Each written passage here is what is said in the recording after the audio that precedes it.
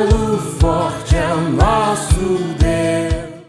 Paulo escreve ao jovem pastor Timóteo e advertindo acerca de que o seu ministério deveria ser pautado na verdade da palavra de Deus. Ele disse: toda a escritura é inspirada por Deus e é útil para o ensino, para a repreensão, para a correção e para a instrução na justiça, para que o homem de Deus seja apto e plenamente preparado para toda boa obra.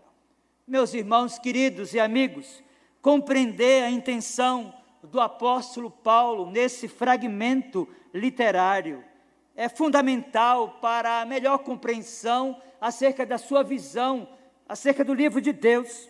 A passagem tem no seu início a seguinte declaração. Volte o seu olhar para a sua Bíblia e veja: toda a escritura é inspirada por Deus. Meus irmãos queridos, a primeira declaração de Paulo aqui é extremamente importante. Ele afirma que a escritura é inspirada por Deus. É importante inicialmente compreendermos que a frase inspirada por Deus significa literalmente soprada por Deus. Meus irmãos, a palavra theopneustos do grego traz a ideia de soprar, indica que o ensino rabínico dizia que o Espírito Santo pairava sobre os profetas e falava através deles mesmos, mas provinha da boca de Deus, e eles falavam e escreviam no Espírito. Daí a primeira compreensão de que nós não podemos acolher aquela ideia tão comum entre os liberais de que a Bíblia contém a palavra de Deus. Meus irmãos, a Bíblia é a palavra de Deus, do Gênesis a Apocalipse. Ela é inspirada, ela é autoritativa, ela é inerrante. Quando nós abrimos esse livro e lemos, nós ouvimos Deus falando conosco. Nós precisamos de compreender que Paulo está escrevendo a um jovem pastor, estimulando aquele irmão a que se debruçasse sobre as Escrituras, a que compreendesse que a força do ministério pastoral, a força e a vitalidade da vida de um cristão reside na quantidade de verdades das Escrituras que estão na mente do pregador ou de um simples irmão. Meus queridos, quanto à associação das duas palavras, como no registro textual, verso 16, divinamente inspirada, que ocorre somente aqui nas Escrituras, nos indica que toda Escritura deve a sua origem e o seu conteúdo ao sopro divino, ao Espírito Santo de Deus. O que é interessante é que nós podemos criar aqui uma analogia. Pense um pouco na narrativa da criação. Deus dando ordens para que todas as coisas viessem à existência. E disse Deus, e tudo se fez. E disse Deus, e tudo foi se fazendo. Mas, meus irmãos, quando o Senhor resolveu criar o homem, a sua imagem e a sua semelhança, Ele o fez do pó da terra, com as suas próprias mãos. E após criar o homem, a sua imagem e semelhança, Ele soprou nas suas narinas a vida. E ele se tornou alma vivente. Meus irmãos, é por isso que esse livro é diferente de todos os livros que você já pode ter lido.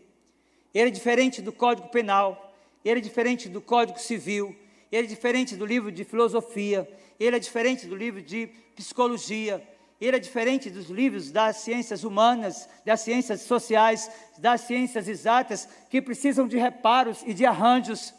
Esse livro é a própria manifestação do ser de Deus, que comunica as suas verdades e gera vida em seres espiritualmente mortos. Daí o autor dizer que toda a Escritura, toda ela, do primeiro versículo do Gênesis ao último versículo do Apocalipse, é inspirada por Deus. Meus irmãos, o que nós sabemos é que os autores humanos foram guiados poderosamente pelo Espírito Santo. E como resultado, o que eles escreveram não está apenas isento de erro, mas é de valor supremo, não somente para a igreja, como também para a sociedade. Aqui nós temos tudo que Deus quis que fosse registrado. Aqui nós temos a constituição infalível da nossa única regra infalível de fé e de prática. Meus irmãos, esta inspiração plena de todos os 66 livros da Bíblia foi assim descrita pelos nossos pais, que registraram na Confissão de Fé de Westminster, no capítulo 1, na seção 2, o que segue. Atentem para a leitura da nossa confissão.